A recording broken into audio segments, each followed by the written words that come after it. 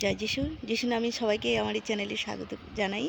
বন্ধুরা, আশা করি ঈশ্বরের কৃপায় সবাই ভালো আছেন, সুস্থ আছেন এবং স্বাভাবিক আছেন। এই সুন্দর সময়, সুন্দর মুহূর্তে ঈশ্বর দিয়েছেন, তাই পিতা পুত্রের পবিত্র আত্মায় লাখ লাখ ধন্যবাদ জানাই, গৌরব করে প্রশংসা করি। আর করিন্থীয় 3:7-8 কি বলেছেন? অতএব রোপক কিছু নয়, সেচকও কিছু নয়, বৃদ্ধিদাতা ঈশ্বরই সার। উত্তর: যে বীজ বুনে সে জল দেয় সে কিছু নয়, কিন্তু যিনি বৃদ্ধি দান করেন তিনি সব। তাই ঈশ্বর আমাদের বৃদ্ধি দান করেন, তিনি সব। সেচক ও রোপক কিছুই নয়। 2:8 কি বলেছেন?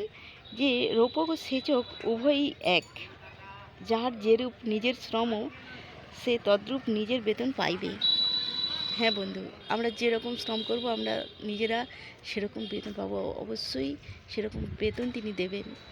তো প্রভু যিশুর জয়, গৌরব, মহিমা হোক। তিনি আমাদের নানান বিষয়ে তার বাক্যের দ্বারা তিনি সচেতন দিয়ে থাকেন, সচেতন করে থাকেন। আমরা যেন সেইভাবেই চলতে পারি, কারণ আমরা উভয়েই সেই কৃতদাস। তিনি আমাদের সেই কর্মক্ষেত্রের কর্তা। জয় যিশু। ভালো থাকবেন, সুস্থ থাকবেন। আমিন, আমিন, আমিন।